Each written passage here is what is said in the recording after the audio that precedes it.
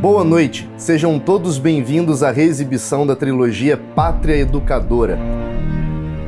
Esta é uma produção que aborda os motivos do Brasil ocupar sempre as últimas posições nos rankings educacionais globais. A série já foi assistida por milhões de brasileiros. Nela, revelamos como grande parte das nossas crianças e jovens passam anos nas escolas e terminam a educação de base sem sequer saber ler e escrever. Eu gostaria de dizer que decidimos disponibilizar este documentário apenas porque ele é uma das nossas maiores produções. Mas, infelizmente, os motivos são outros. Desde seu lançamento em 2019, parece que a situação da educação em nosso país piorou. Por isso, decidimos investigar mais a fundo, voltando nosso olhar para o que pode ser a raiz do problema. Para compreender o impacto do que vamos revelar em nosso novo original BP, é essencial que você assista aos 3 episódios de Pátria Educadora. No primeiro episódio, exploramos a origem das ideias que formaram o nosso sistema educacional, oferecendo uma nova visão sobre o assunto.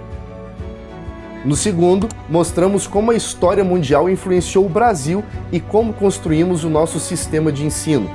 Este episódio também traz uma visão inédita sobre Paulo Freire, o patrono da educação brasileira. No terceiro episódio, fazemos uma denúncia contundente sobre a educação no Brasil.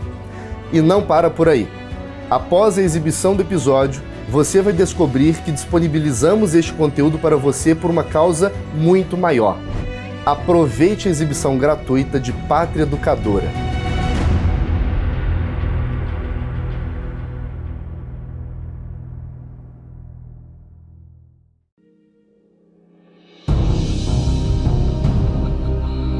O sistema de avaliação educacional mais importante do mundo mostrou o Brasil estagnado há uma década entre os países com pior nível de aprendizado na educação básica. 4 em cada 10 estudantes brasileiros não conseguem aprender o básico, o mínimo. O Brasil aparece entre os países com o pior nível de aprendizado na educação básica. O Brasil não gasta pouco dinheiro com educação, gasta muito, gasta mais do que os países ricos. O Brasil também ficou bem abaixo da média, aqui no caso, atrás de todos os países avaliados na América do Sul. A mãe de um aluno da rede estadual de ensino denunciou uma doutrinação política ocorrida dentro da escola. Estudantes de universidades públicas de vários estados do Brasil denunciam perseguição ideológica. Gostaria agora de anunciar o novo lema do meu governo. Pátria Educadora. Pátria Educadora. Pátria Educadora. Pátria Educadora. Pátria Educadora. Pátria Educadora. Pátria Educadora. Pátria Educadora. Pátria Educadora. Pátria Educadora. Brasil, Pátria Educadora. Estamos dizendo que a educação será a prioridade das prioridades. Uma prática cidadã, um compromisso de ética e um sentimento republicano. A cartilha polêmica foi distribuída no IFRJ, um instituto de ensino médio. Aqui tem estudantes de até 13 anos de idade. Os investigadores entram no diretório de filosofia. Drogas são encontradas em bolsas e armários.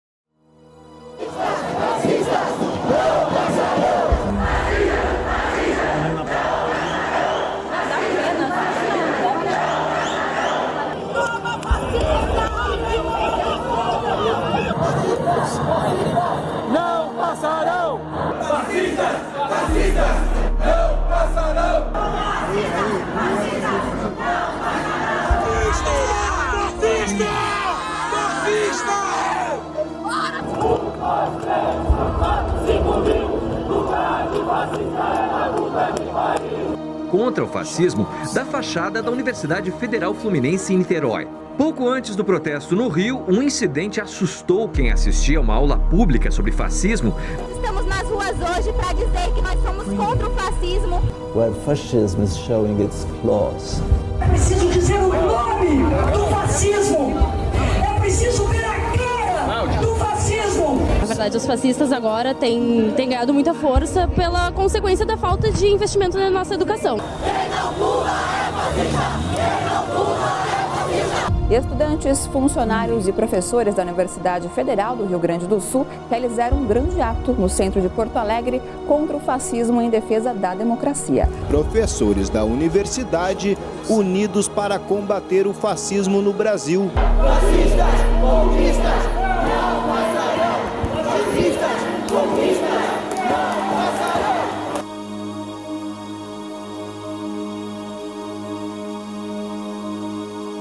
Fascistas, fascistas, não passarão!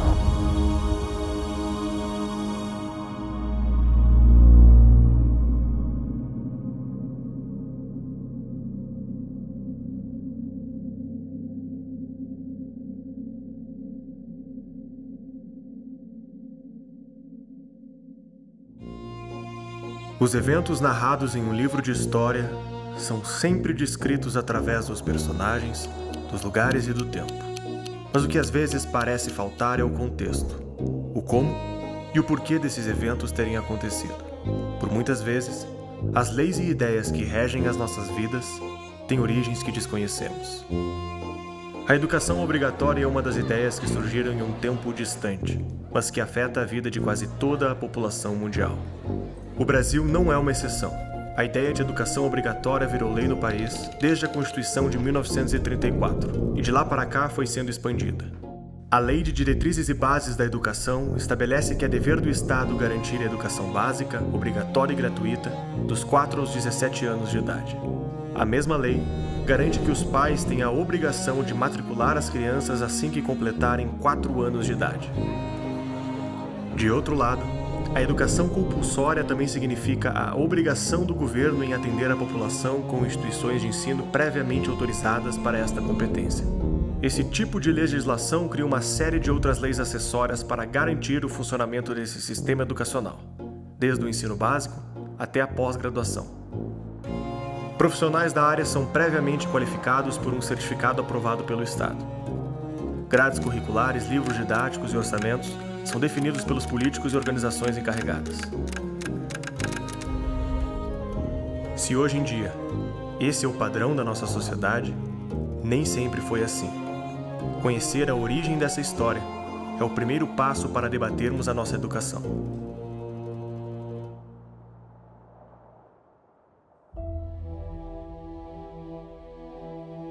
Desde o início dos tempos, o homem se sente angustiado com as perguntas que parecem fundamentais para definir o significado da sua vida e dos seus objetivos.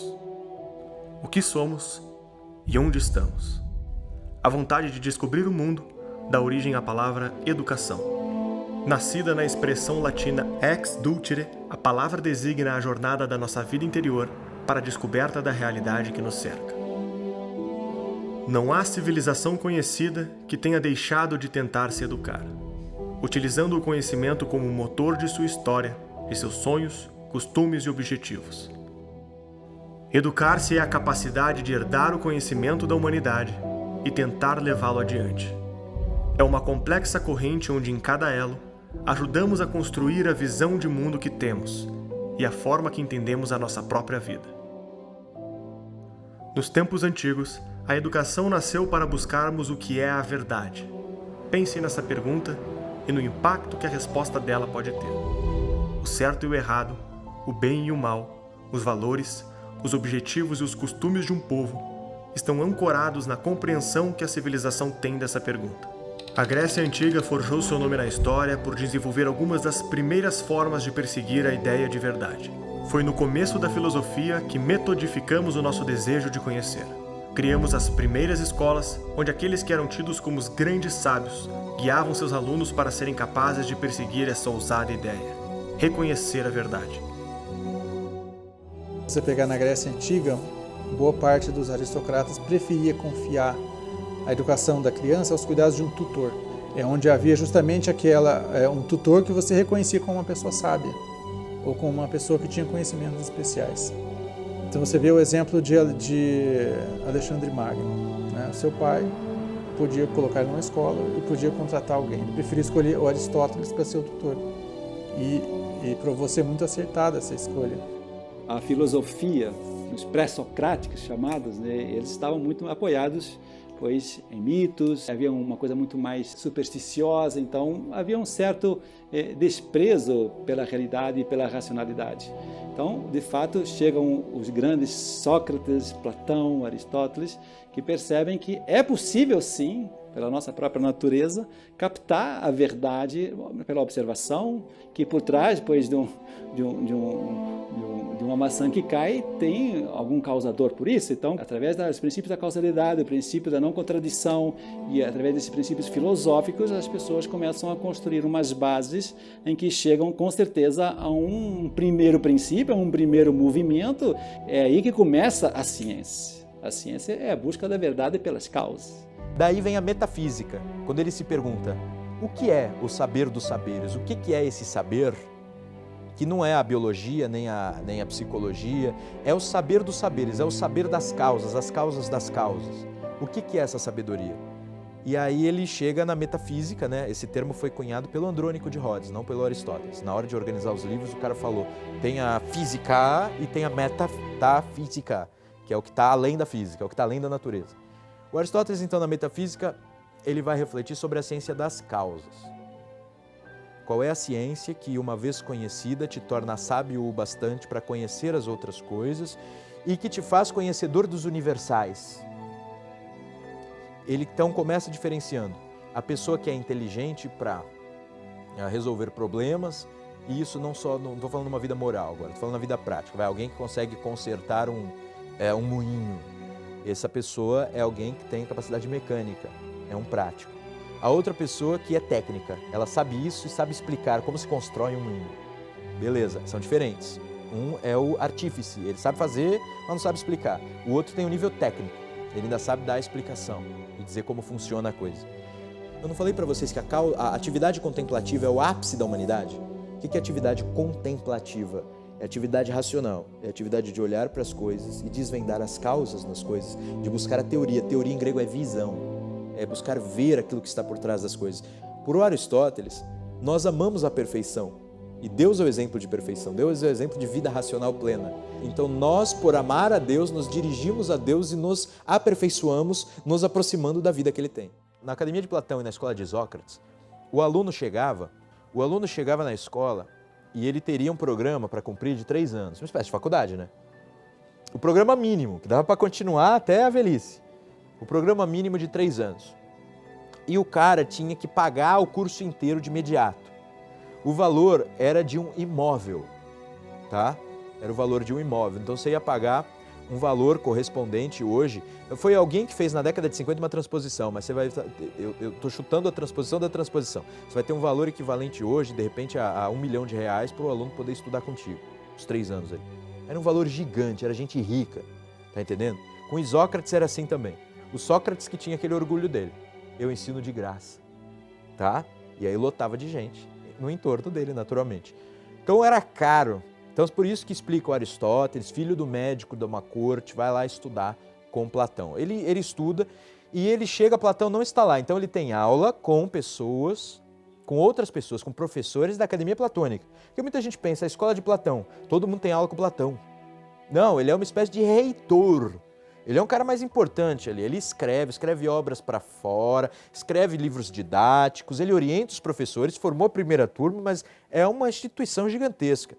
E aí o Aristóteles passa a fazer parte e depois de 1 ano ele já se torna um professor de retórica, porque era uma espécie de estagiário, o aluno, depois de um tempo, ele poderia também, para aplacar esse pagamento e para ajudar ali, ele poderia se transformar num dos professores.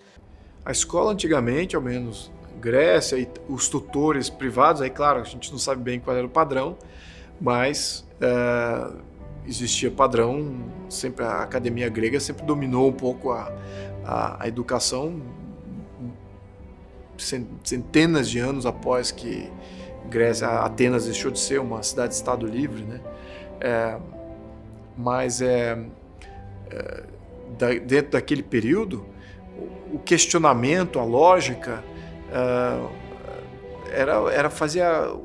isso ensinava a pensar, ensinava a estruturar pensamento para atingir a verdade, para chegar na verdade ou algo próximo a uma satisfação, que seja uma verdade individual, mais ou menos, estruturava o pensamento para você poder sobreviver como um ser humano completo, seja como comerciante, seja como agricultor, seja como um soldado em batalha.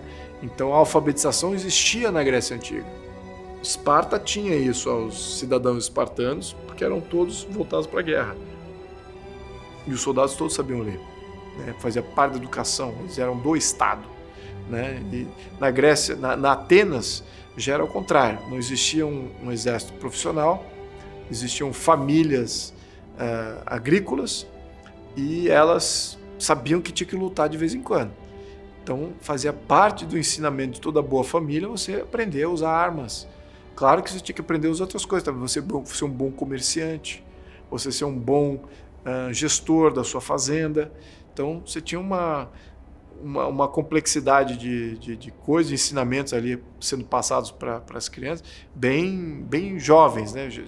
Mas aquilo libertava e tornava aquele indivíduo uma pessoa capaz de sobreviver em qualquer contexto e reconstruir a civilização em qualquer momento. Aquilo que era o exportável, não Esparta. Esparta era exclusivista, era para eles. Agora, a educação de Atenas era todo aquele mundo conhecido, mandava seus filhos para estudar lá. Essa educação que a gente diz assim, não, eu tenho que estudar porque eu quero ser médico, advogado, administrador, psiquiatra, psicólogo, não sei o quê. Não, isso aí já é uma coisa bastante nova, né?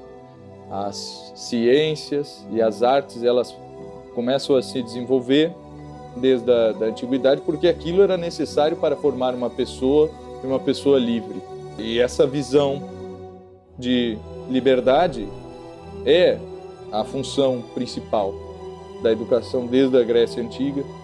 Não só a liberdade, primeiro a liberdade interior, a liberdade civil, a liberdade social, a liberdade da própria família, da minha cidade e por aí afora. O uso da razão para descobrir o mundo foi a herança da Grécia Antiga para as nossas vidas. Do outro lado do mapa, uma civilização perseguiu objetivos semelhantes de outra forma. No lugar onde hoje abriga Israel, foi inaugurada uma diferente interpretação de como investigar a verdade que nos acompanha até os dias de hoje. Foi com o profeta Abraão que a primeira civilização com a crença em um único Deus foi construída. A verdade chegava ao povo através do profeta, que a recebia direto de Deus e desfrutava da confiança de seu povo para comunicá-la. As escrituras sagradas e os testemunhos envolvendo o profeta eram a verdade que deveria ser investigada e interpretada para ser posta em prática. Esse era o fundamento da civilização que pautou o início do judaísmo, do cristianismo e do islamismo. Ao longo do tempo, os métodos filosóficos da razão e os povos religiosos foram se encontrando, até se unificarem no alto da Idade Média, quando as obras gregas foram traduzidas e os métodos tidos como pagãos foram se reincorporando nas formas de estudo dos mosteiros e escolas da época. Quando é que vai surgir o diálogo direto? Quando os padres tiveram que dialogar com as comunidades e responder a perguntas delas. E aí isso foi sendo integrado. Aristóteles era visto como uma espécie de materialista impossível de entrosar com a revelação cristã. Até que vai chegar Boécio, que vai mostrar que Aristóteles é plenamente adaptável. Só que o cara, ele mostrou em alguns elementos do discurso também. Aí com São Tomás de Aquino, meu amigo, aí o Aristóteles passa a virar puseram uma batina no cara, né? Ele virou o padrão da parte racional da igreja.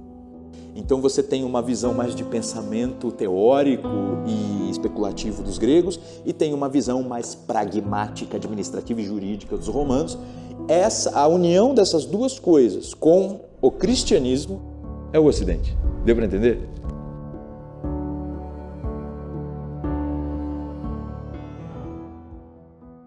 E aí começam as escolas nas catedrais, né? para ensinar aquelas pessoas que realmente tinham vocação para o clero, que não é a pessoa ser ordenada, estar encardinada numa ordem religiosa, numa diocese ou qualquer coisa assim, mas o clero significa aquele que sabe ler e escrever, né?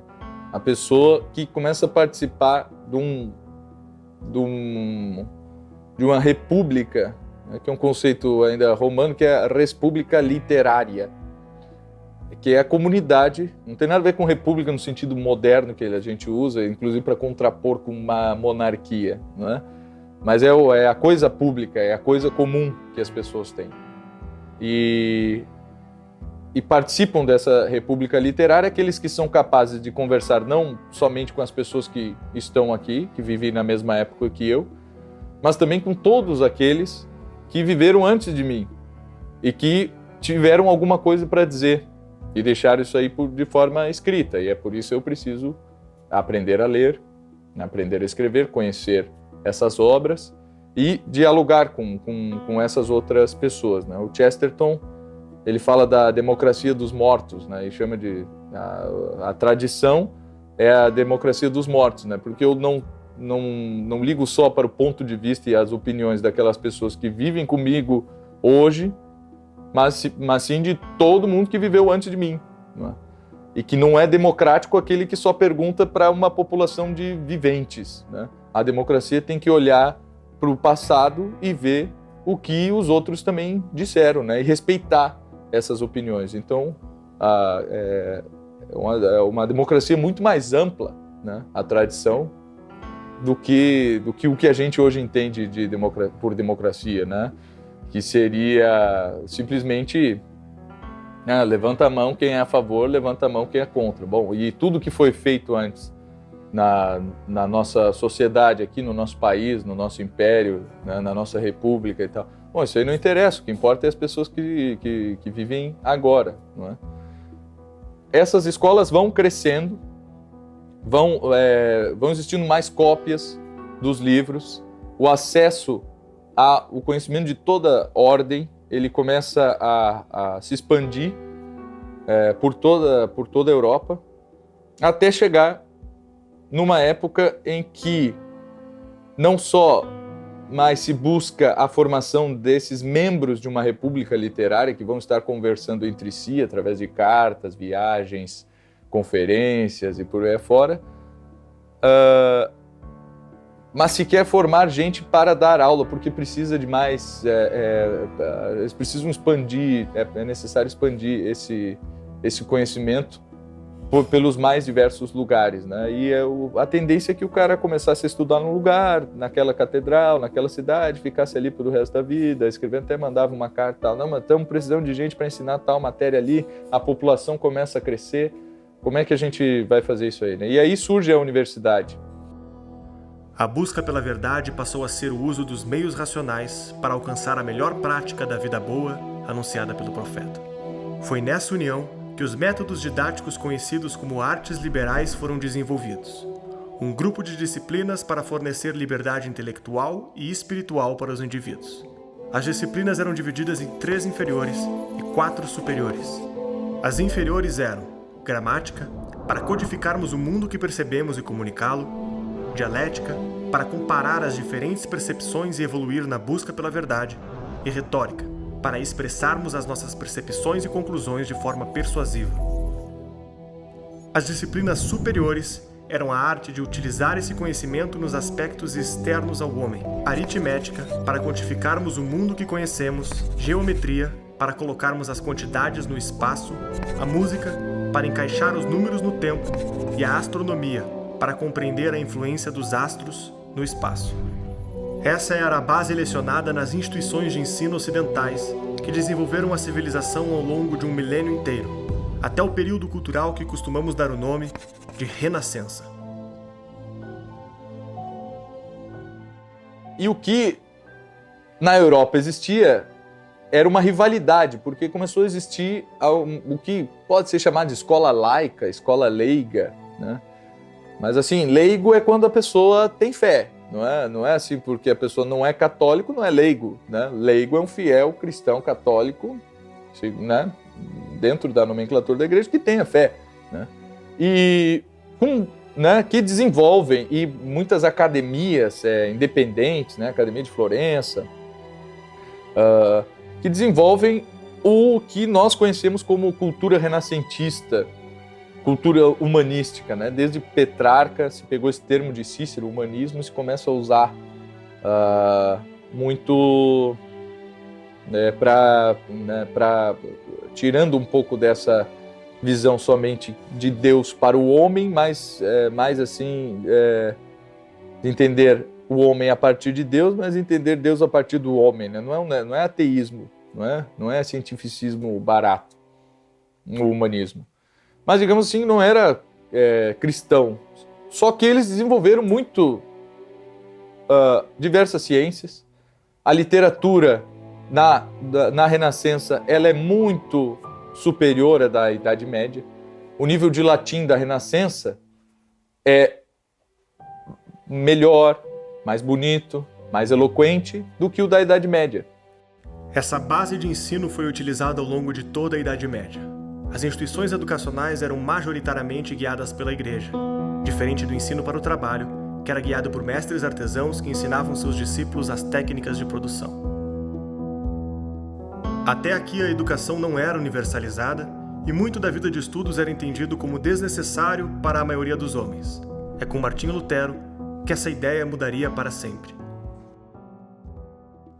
A reforma ela ocorre num tempo na história em que era uma sociedade agrícola, principalmente, e nós temos a família com prioridade principal à produção de víveres para subsistência ou para comercialização. Então esse é o cenário assim econômico que nós encontramos. No campo eclesiástico, nós temos aí realmente uma dependência muito grande do clero. As famílias gravitavam em torno das igrejas. E como essa vida eclesiástica ela se processava em grande parte numa língua que era desconhecida do povo em geral, né? Porque o latim era a língua na qual as missas eram rezadas e as homilias também, e toda a cultura daqueles que tinham condição de obtê-la, ela estava presa a línguas que a população não tinha acesso. Então isso gera também uma dependência muito grande daqueles que supostamente detinham o conhecimento. A reforma do século XVI ela entra nesse contexto. Pregadas na porta do castelo de Wittenberg, as 95 teses propostas por Martinho Lutero desafiavam a Igreja Católica Romana. Suas teses propunham uma discussão acadêmica sobre a autoridade do Papa e a venda de indulgências por membros da Igreja.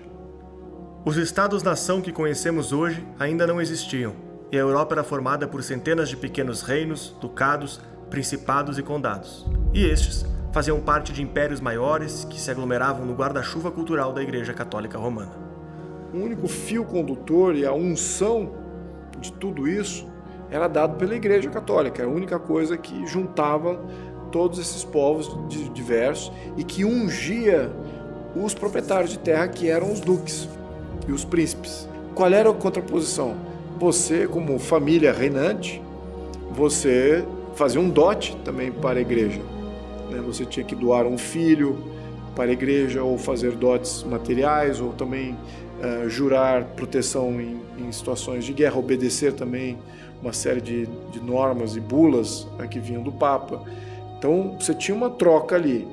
Caso contrário, ele estabelecia que, muito bem, olha, você resolveu se revoltar contra a igreja, você não está ungido pela igreja de ser o duque da sua região.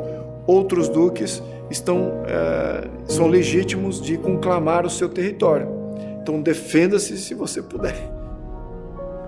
Para disseminar suas ideias, Lutero traduz a Bíblia para o alemão falado pelo povo e se utiliza de um invento recente que estava mudando a história, a prensa de Gutenberg. Considerado o invento mais importante do segundo milênio, a prensa permitia a impressão de livros que antes só podiam ser copiados à mão. A Bíblia de Lutero agora circulava pela Europa na língua do povo, e não mais no latim falado apenas pelo clero. A reforma protestante havia começado. A nova doutrina pregava que a instituição católica não possuía poderes espirituais e defendia que a revelação da verdade não deveria mais passar pela Igreja Católica, mas ser entregue diretamente das Escrituras para todos os fiéis. A reforma, ela tem um princípio basilar que é o sacerdócio universal do crente, né? Ou do cristão.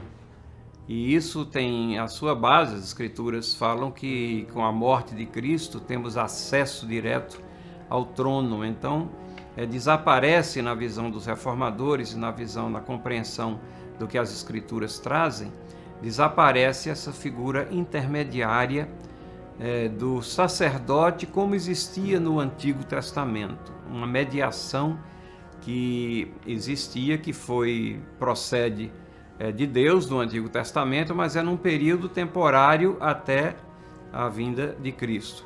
Os reformadores entenderam que essa hierarquia que impedia os fiéis de terem acesso direto à palavra deveria ser quebrada. E uma das formas que ela foi quebrada, que eu já me referi a ela, é exatamente a da tradução das Escrituras no vernáculo. Então, você não precisa mais alguém para interpretar. Você tem agora acesso direto. Você não precisa de alguém para pontificar o que é que as Escrituras dizem ou não. A revolta protestante oferecia uma oportunidade para os reis e governantes quebrar a autoridade da Igreja Católica e aumentar o poder dos estados locais. Lutero, em nenhum momento quis fazer uma religião universal e sequer uma religião, vamos chamar assim, nacional. O que Lutero buscou foi uma reforma dentro da Igreja, indo de encontro com a própria tradição romana. A reforma iniciada por Lutero tornou acessível a leitura da Bíblia e dispensão da autoridade da Igreja permitiu que as pessoas tivessem sua própria interpretação, abrindo precedentes para que diversas ramificações do cristianismo surgissem nos anos seguintes. Agora, a influência da reforma, ela também não termina com Lutero, né? Aquilo é só o ponto inicial.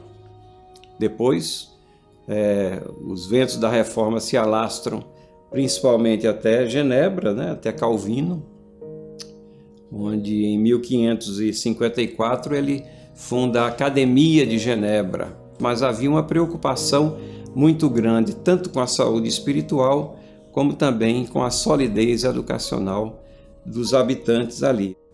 Na busca de expandir as ideias protestantes, Lutero escreve uma carta para os governantes do Sacro Império Germânico, exigindo a criação de uma educação pública provida pelo Estado para progredir a reforma e disseminar a leitura da Bíblia sem o intermédio da Igreja.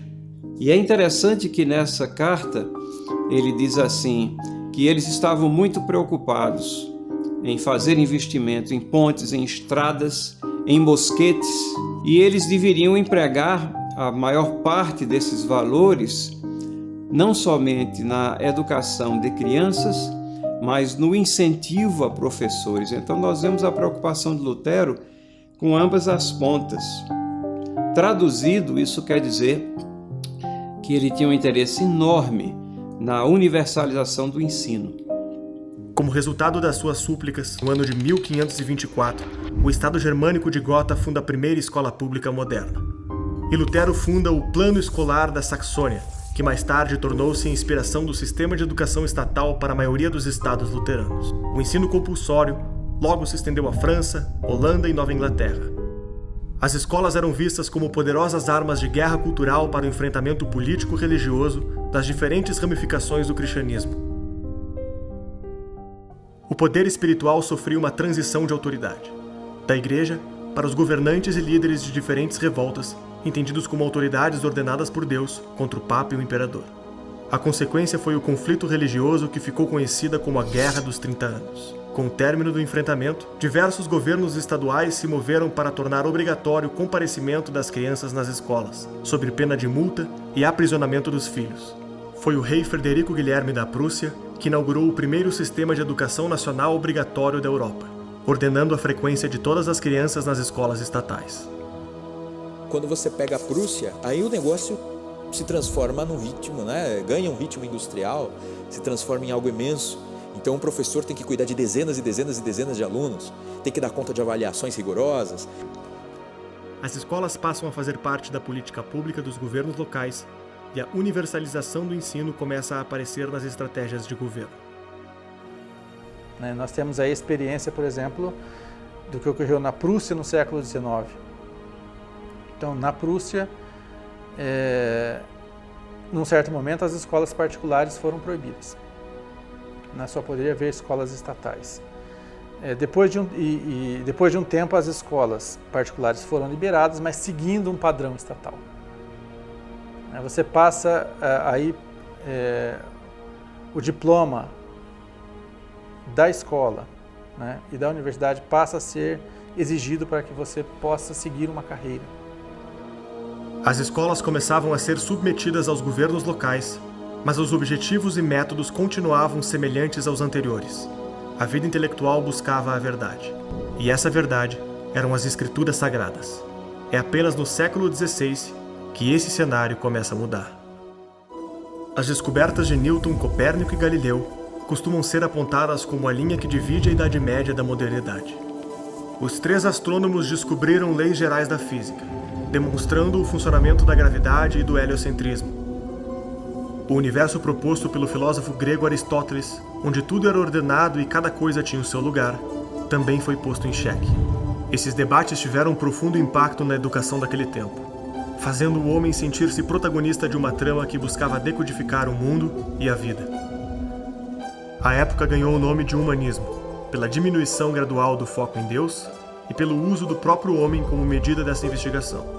Se o universo não era ordenado e as pessoas não tinham o seu lugar pré-determinado, qual poderia ser o nosso lugar na vida? Se havia leis da física capazes de descrever o mundo, quais poderiam ser as leis dos homens e da sociedade? Essa pergunta norteava o espírito investigativo daquela época, que ia ficando cada vez mais sério e provocativo, até questionar o papel dos reis, dos padres, da religião e da sociedade. O apogeu foi em 1789, quando esses questionamentos fundaram o Iluminismo francês e culminaram na Revolução Francesa. O principal líder intelectual do período foi Jean-Jacques Rousseau, filósofo que questionava os costumes da nova classe de comerciantes em ascensão na França, chamada de burguesia. Para Rousseau, a educação clássica nos fez desenvolvermos um discurso moralizante e artificial, infinitamente mais exigente do que a moral que conseguimos de fato praticar no dia a dia. Como resultado, era criado um estado de cinismo e falsidade social, onde todos fingiam ter uma conduta moral que não tinham e ainda a cobravam dos outros. Isso o leva a crer que vivemos em uma sociedade falsa, moralista e apodrecida por discursos artificiais que pouco têm a ver com a vida humana. Tudo isso era perpetuado pela escola, onde os professores incutiam nas crianças padrões morais que a própria sociedade adulta não seguia, obrigando-as a serem falsas para se adequarem ao mundo. Daí a famosa frase: o homem nasce bom e a sociedade o corrompe.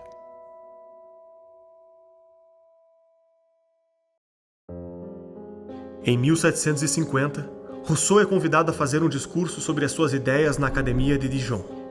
Lá propõe que a educação como fora feita, em vez de ajudar o desenvolvimento da humanidade, na verdade podia prejudicá-la. Para o pensador, a educação e as artes liberais só tinham reforçado a produção do discurso moralista que criou a falsidade social que denunciava. A provocação de Rousseau sobre a educação começa a ganhar força. O discurso torna-se premiado e o filósofo escreve um romance chamado Emílio, onde descreve como faria a educação de uma criança à vida adulta, até seu casamento com a sabedoria. Esse é o livro responsável por expandir a interpretação do conceito de infância e adolescência. Transformar a infância em uma classe tinha o intuito de protegê-las dos adultos, corrompidos pela sociedade burguesa e moralista. Se em vez de transmitirmos nosso conteúdo, nossos hábitos e nossas crenças, apenas incentivássemos as crianças com métodos lúdicos a serem livres pensadores, elas poderiam romper com a sociedade corrupta em que nasciam. Quando a Revolução Francesa aconteceu, essa mentalidade foi absorvida pelo Estado revolucionário, que radicalizou a posição de Rousseau. O próprio Robespierre, líder revolucionário e ditador francês, admitiu ter o livro de Rousseau na cabeceira de sua cama. A ditadura francesa estabeleceu a instrução obrigatória para todos na Constituição e submeteu todas as escolas, públicas ou privadas, ao comando do governo. Ninguém podia abrir uma escola ou ensinar em público sem a licença da universidade oficial. As escolas estavam obrigadas a ensinar de forma apologética as ideias de Rousseau e aos líderes do governo revolucionário.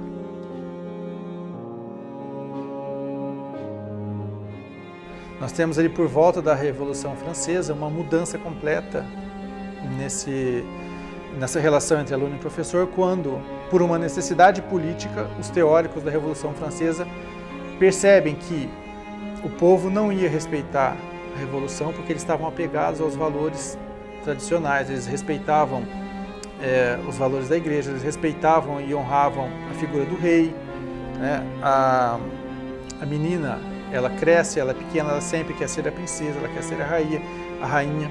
Isso está no imaginário popular. Então eles percebem, é preciso fazer uma mudança e não adianta tentar convencer os adultos. Os adultos, eles já têm uma opinião formada e por mais que se tente, é só na força. Então eles percebem que é preciso fazer então uma mudança desde pequeno, mudando a mentalidade das crianças. E as crianças, é claro, elas são indefesas nesse processo, porque elas ainda não têm uma psique bem formada, elas têm uma relação com o professor que é como se fosse de pai, como se fosse um parente, né? São emocionalmente dependentes. Então, aí você tem uma alteração, uma mudança política na população, que é feita sobre pessoas que não têm ainda uma independência política, que não têm uma personalidade pública ainda, né? Então, se trata, na verdade, de um abuso político, né? E a educação moderna, ela é pensada, o sistema de ensino obrigatório, ele é pensado como um instrumento de transformação política. Então aí nós temos a transformação completa, né, do sentido do que seja a educação, embora a palavra usada é a mesma, né? Apesar de ser a mesma palavra, nós temos um fenômeno completamente diferente. Obviamente, a gente viu depois pela própria história que as ideias acabam se tornando um tiro no pé, como foi, né? A Revolução acabou mostrando que ali não havia muita liberdade, igualdade e fraternidade, justamente o contrário, né? A Revolução Francesa, ela é uma espécie assim de abuso da liberdade. Ela não é um marco na história de que o conhecimento ou a racionalidade aflora ao ponto em procurar os interesses maiores da humanidade.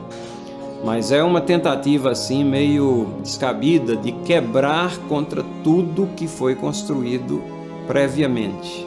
E o legado intelectual deixado pela Revolução Francesa, ela leva também a uma visão equivocada do que é governo, autoritarismo, e tudo mais. Então, muitos bebem na Revolução Francesa como se fosse um poço de lucidez, quando na realidade ela representa uma cisterna de obscuridade.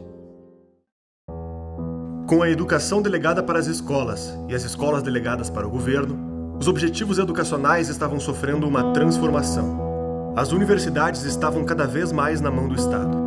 O progresso e o desenvolvimento da ciência moderna ganhava espaço. A modernidade tinha inaugurado a relativização do conhecimento e dos sentidos. As descobertas nas ciências naturais levaram diversos pensadores a questionarem se o mundo que eles conheciam era mesmo como enxergavam. O tamanho do Sol, a distância dos astros no espaço e a invisibilidade dos átomos que constituem o mundo. Todas essas descobertas provocavam o conhecimento do ser humano. Será que nossos sentidos e percepções dão conta da tarefa de saber o que é verdade? René Descartes chegou a afirmar que a dúvida era a única substância pensante que podíamos confiar. Todo o resto, sentidos e percepções, poderiam nos enganar. David Hume disse que não temos nenhuma evidência de que há um eu pensante e que tudo seria matéria de fé. Toda essa herança de pensamento vai causar profunda impressão no filósofo Immanuel Kant. Kant viu um paradoxo entre estudar as descobertas da física de Newton e afirmar que o conhecimento racional é impossível. Se Hume tem razão, como é possível a física de Newton? Se uma coisa é impossível, como ela aconteceu? Kant tinha a teoria de que tudo o que nós conhecemos é, de certo modo, uma projeção da nossa estrutura cognitiva. Hoje diríamos do nosso cérebro, né? Então, nós temos certos esquemas inatos que delimitam tudo que nós podemos conhecer. Então, como segundo ele, nós só podemos conhecer aquilo que é comproporcional à nossa estrutura de conhecimento, então nós não conhecemos as coisas em si mesmas, mas apenas os aspectos mais aparentes que elas nos revelam que são comproporcionais ao nosso esquema, à nossa esquemática cognitiva, por assim dizer. Tá certo? Então, tudo o que nós podemos ter certeza é que nós estamos percebendo a mesma coisa que outros estão percebendo, mas nós não sabemos se todos juntos estamos enganados. Então é o fenômeno, é o fato que ele chamava da coisa em si. Nós não conhecemos a coisa em si, mas conhecemos apenas a sua aparência fenomênica. Isso significa que só existe certeza sob o aspecto de um consenso científico. Você não tem mais a certeza objetiva de que as coisas são assim ou são assadas, né? E daí surge a escola que se chama positivismo e que tem várias versões. O positivismo não é uma escola de pensamento, é 20 escolas, mas todas mais ou menos inspiradas nessa ideia. Esse pensamento vai gradativamente penetrando a mentalidade moderna, com o crescimento do relativismo e a diminuição gradual da crença em verdades absolutas. Os homens e a descoberta da realidade estavam separados por uma nova classe. A opinião da maioria dos cientistas seria a opinião da ciência e, portanto, a verdade científica que deveria ser aceita por todos. Então é evidente que a classe científica e tecnológica se torna, vamos dizer, uma espécie de um novo clero, né? Que é a detentora absoluta dos critérios de verdade e erro. De outro lado, o reitor da Universidade da Prússia, Friedrich Hegel, apresenta uma outra filosofia. O Hegel, ele diz, a primeira condição da investigação filosófica é a fé no poder cognitivo do espírito humano. Quer dizer, nós afirmamos a nossa capacidade de conhecer o real. Então é uma atitude corajosa dele, sem dúvida, né? Mas, com base nisso, ele acreditou que ele poderia conhecer, num só relance, num só golpe de vista, o movimento inteiro da história humana. Já é um exagero, evidentemente, né? E quando a gente começa a pensar o Hegel, é até parece uma ousadia, né? Como é que vai pensar Hegel? Cara, Hegel era tão difícil que os alemães, para estudar Hegel, eles estudavam em francês, porque nem eles entendiam o que o Hegel dizia, né, cara? Então, a visão do Hegel, desse super-estado, é que o Estado seria o ideal. Obviamente, o Hegel é o ápice, é o maior nome do idealismo alemão, né? Então ele é o ideal de todo ser humano. É a Ganzheit, né? O conceito de totalidade. Cada um é esse pequeno tijolinho dentro desse grande sistema. E essa união dos tijolinhos que faz esse grande muro, que é a totalidade. Então quando ele vem para essa ideia de totalidade do Estado individual, que ele leva para si, esse Estado é o Estado é o único ente que consegue responder o porquê do ser humano e para que ele existe. É só quando cada um dá o seu melhor, cada um consegue alcançar essa sua parte individual vitoriosa, que ele entrega para o Estado isso, que o Estado cresce. E é por isso que o Estado é o máximo que pode chegar em Hegel. E a sua dialética é aplicada à história, quer dizer, tudo é uma tese com uma antítese que vai virar uma síntese. Hegel acredita, sobretudo, que essa síntese suprema é essa formação do Estado moderno. O Estado moderno alemão é o grande ápice, é a apoteose da sua filosofia. Esse Estado moderno vai ser responsável pela universalização do ensino. Enquanto um lado defende não ter o conhecimento de nada, a não ser das aparências, o outro lado acredita já ter o conhecimento de tudo, sabendo onde a história vai terminar. Entre a tradição de Kant e Hegel, ficamos entre duas formas de conhecer o mundo. De um lado, delegamos a verdade para as mãos da classe científica e aceitamos a sua suposta maioria, e de outro, aceitamos que estamos vivendo rumo ao fim da história. O Estado alemão começa a usar fundos públicos para financiar diversas teses de mestrado e doutorado sobre a filosofia de Hegel. Ao se consolidar como a maior referência intelectual do seu tempo, atrai críticos e adeptos das suas ideias. Um deles ficou conhecido como fundador da teoria comunista, Karl Marx. A ascensão econômica da França não era uma exceção. grande parte da Europa vivia um momento de prosperidade impulsionado pela Revolução Industrial. Os métodos de produção envolvendo vapor e carvão criaram as fábricas que puxavam trabalhadores do campo para pequenas cidades construídas no entorno. Durante grande parte da nossa história, 80% do povo dependia do trabalho na agricultura para viver. Em 1850, esse número caiu para 25%. Agora as pessoas tinham que sair de suas casas para ir trabalhar no interior das fábricas. A necessidade de deixar os filhos em algum lugar enquanto trabalhavam ficava cada vez maior. E o recém-formado mercado começava a exigir qualificação. Se de um lado os governantes já tinham compreendido a importância das escolas para o Estado, essa era a peça que faltava.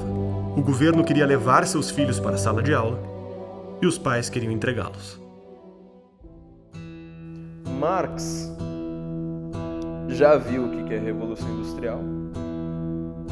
É um pensador ultra-urbano, ao contrário dos românticos. Ele só enxerga as grandes cidades, as fábricas crescendo, a pobreza ali no Vale do Ruhr, o carvão, a degradação ambiental, assim por diante, as mulheres que têm que ir para a fábrica e colocar os seus filhos para trabalhar, assim por diante. E ele só enxerga a matéria, ele é um materialista de fato. A ênfase do Hegel era na dialética interna das ideias que se sucedem. E Karl Marx disse: a coisa não é bem isso, o que existe são modos de produção que se sucedem, portanto, estruturas sociais que se sucedem. Tem a comunidade primitiva, depois tem o escravismo, depois tem o feudalismo, depois tem o capitalismo, depois tem o socialismo. E o socialismo fecha, né, fecha o percurso. E ele vai dizer, o capitalismo é um desenvolvimento do feudalismo. Entre o feudalismo e o capitalismo, Marx prefere o capitalismo. Só que ele acha que essas relações de poder do capitalismo, mais-valia, luta de classes, assim por diante, alienação, assim que a massa deixar de ser alienada pela ideologia capitalista, ela automaticamente, naturalmente, inevitavelmente criará a revolução que vai acabar matando os patrões.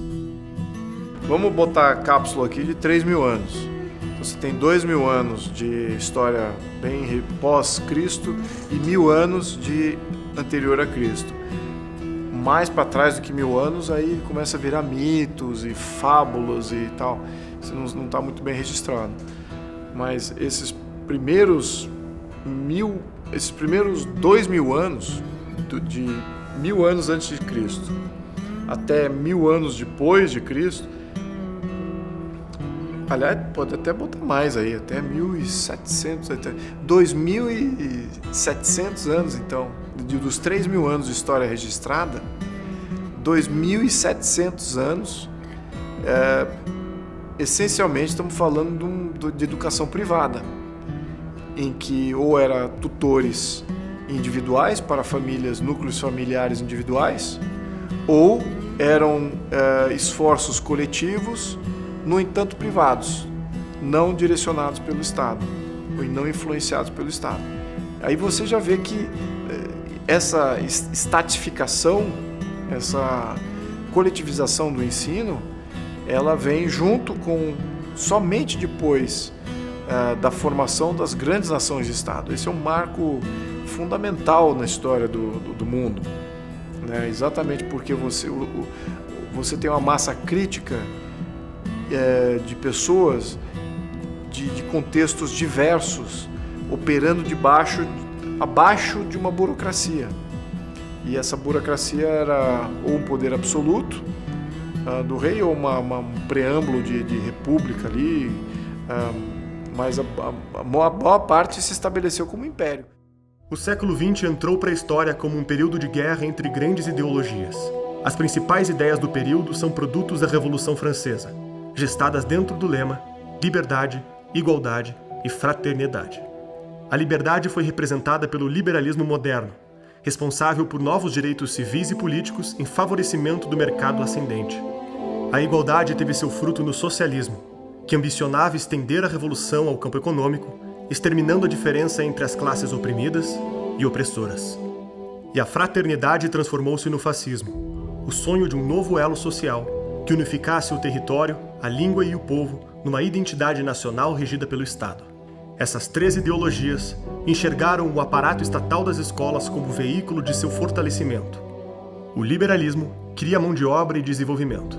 O socialismo, a desalienação das massas e o engajamento no movimento revolucionário. E o fascismo, fortalecer a unidade nacional por meio da subordinação aos grandes líderes. Em primeiro lugar, a gente precisa distinguir o que é o fascismo enquanto regime político, enquanto prática política, do que é o fascismo enquanto discurso ideológico. Se você pegar assim, o discurso ideológico fascista, o grande livro sobre o discurso ideológico fascista é o do historiador israelense Zeev Sternhell. Ele escreveu um livro sobre o fascismo francês, o livro chama-se Nem Direita Nem Esquerda, o fascismo francês. Então, só para você ver como a coisa é meio complicada, né? Então, ele estuda o fascismo não como regime, mas apenas como discurso ideológico. Então, enquanto discurso ideológico, o fascismo aparece numa corrente que nós podemos dizer que é anti-iluminista, uma corrente um pouco romantista, anti-iluminista. Remonta, então, ao começo do século XIX, prezando, então, as identidades nacionais, as tradições nacionais, as línguas nacionais, etc. Começou assim o negócio, tá certo? Mas o que isso tem a ver com o regime fascista? Absolutamente nada. Porque o regime fascista, ele não surge desta fonte ideológica. Ele surge, como eu já disse, de uma cisão dentro do movimento revolucionário, né?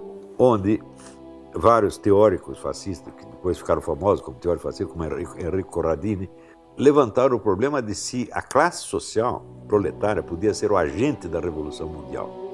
E chegaram à conclusão de que ela não podia. Por quê? Porque não existe proletário mundial, só existe proletário nacional. Quer dizer, a condição proletária é definida pela condição econômica nacional. E se o sujeito proletário sai de um país, ele não vai ser necessariamente um proletário no vizinho, ele vai ser um lumpenproletário, vai chegar lá como mendigo. Para ele conseguir se encaixar no proletariado de uma outra nação é um osso, né? Então, não há uma identidade internacional do proletariado, só a identidade nacional. Então, eles diziam que o agente da revolução não é a classe social, mas a nação. Então, a luta não é entre proletários e burgueses, mas entre nações proletárias e nações burguesas. Ora, quem assumiu essa postura foi o movimento comunista. A partir do fim da Segunda Guerra, todo o movimento terceiro-mundista criado por Stalin usou exatamente esse discurso. São as nações pobres contra as nações ricas. Mas toda a ideia do fascismo, do nacionalsocialismo, das falanges, de todos esses movimentos fascistas, era a ideia da classe trabalhadora se unir nacionalmente, criar um Estado extremamente eficiente, nacionalizar propriedades, nacionalizar indústrias, nacionalizar um plano de educação, a educação como libertadora, porque é ela que vai fazer a classe trabalhadora se libertar daquela alienação marxista, da ideologia, da propriedade. Não, agora com educação, ao invés de você querer simplesmente consumir, você vai ter a ideia revolucionária de fato, você vai começar a ter uma organização de trabalhadores, uma organização política através da educação contra a economia. Então, isto é uma política fascista. Isto determinou não só toda a estratégia do fascismo, mas determinou a estratégia do comunismo também. O fascismo, embora se colocando como antagonista em relação ao iluminismo, na prática política ele seguiu a mesma estratégia do iluminismo, que é, vamos dizer, a de concentrar poder na administração estatal. Isso o iluminismo é a vitória da razão, da ciência, etc., etc., contra a irracionalidade. Nós temos que racionalizar a sociedade. A sociedade racionalizada tem que ser uma sociedade administrada. Administrada por quê? Porque está no poder, portanto, pelo Estado. Então, a política estatizante foi a mesma no fascismo e no comunismo. Tá certo? E estatizante e racionalizante. E aí tu vê todos esses pensadores de esquerda começam a te ofender daquilo que eles são. Quando Pedro fala de Paulo, eu sei mais sobre Pedro do que Paulo. Apontam nos outros os erros que eu tenho em mim. E aí começa a entrar essa questão do fascismo em toda a linguagem. No Brasil, todos os nomes de correntes ideológicas são usados assim como eufemismos para encobrir meras antipatias ou meros desejos ou meras disputas de grupinhos. Os rótulos ideológicos também são usados apenas como armas de propaganda. Você rotula o sujeito de uma coisa que lhe parece feia, mas que evidentemente não define o cara. Com relação à palavra fascismo, o negócio pior ainda. Naquele momento, George Bernard Shaw, o grande socialista fabiano, ele elogia Benito Mussolini e ele é cobrado pelos próprios socialistas ingleses. E ele fala, não, esse cara ele está industrializando a Itália. Os grandes socialistas da época, até Lenin, enxergam em Mussolini o grande nome do socialismo. Eles consideram, inclusive, que o fascismo é uma nova fase do socialismo. Que coisa incrível, né? O Gentile, que era o filósofo do regime fascista, e o Antônio Gramsci, que era o filósofo comunista, estava na cadeia, os dois poderiam ter usado a mesma expressão, a terrestrialização absoluta do pensamento, quer dizer, a destruição de toda a metafísica possível. E, em lugar da metafísica, você tem o quê? A racionalidade do Estado, seja o Estado socialista ou o Estado fascista, que não são a mesma coisa. Não é coincidência que a esquerda brasileira, o modelo, o ídolo dela seja Getúlio Vargas. Né? O Lula vive dizendo que o modelo dele foi o Getúlio Vargas. Então o que é? Um fascista, evidentemente.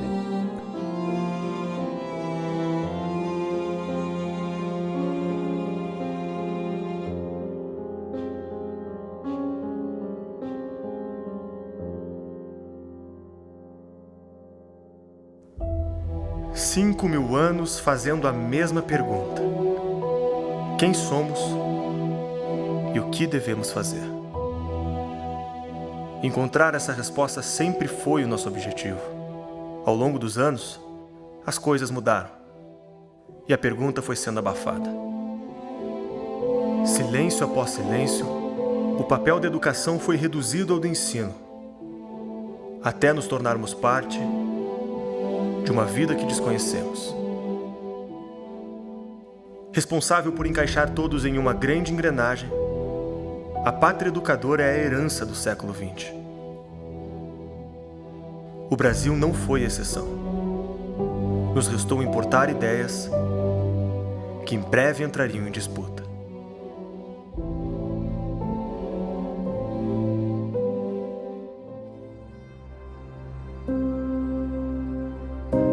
Chega ao fim a reexibição do primeiro episódio da trilogia Pátria Educadora. Espero que você tenha gostado. Este documentário é a maior denúncia já feita sobre a educação brasileira, até agora. Os dados continuam mostrando que há algo de errado com a educação no Brasil e que vai além do ensino de base. Por isso, nossas câmeras entraram nas universidades públicas brasileiras para uma investigação inédita, e o que nós descobrimos é uma situação preocupante. Dessa vez iremos mostrar o que acontece por trás dos muros de prestigiadas instituições que estão fazendo com que cada vez menos estudantes tenham interesse em vagas universitárias. Ao longo dos anos, algo que era considerado motivo de orgulho para toda a família vem se tornando dispensável para muitos jovens. E para aqueles que ainda acreditam em um futuro melhor, entrar na universidade pública acaba se tornando um pesadelo onde o único objetivo é sobreviver até o diploma. Unitopia. Todos querem entrar, muitos querem sair. O novo original da BP não é apenas um documentário, mas também o primeiro passo para que juntos possamos agir para resgatar o verdadeiro propósito das universidades brasileiras. No dia 17 de setembro, às 20 horas, contamos com você para a estreia de Unitopia, o novo original da BP. Você vai ouvir relatos de alunos e professores que passam por perseguições e outras situações inacreditáveis em sala de aula. Mas não queremos apenas apontar os problemas. Você vai descobrir como fazer parte ativa da jornada de transformação cultural do nosso Brasil. Toque no link que está na descrição do vídeo para não perder a estreia gratuita de Unitopia. Te vejo em breve. Muito obrigado e nós contamos com você.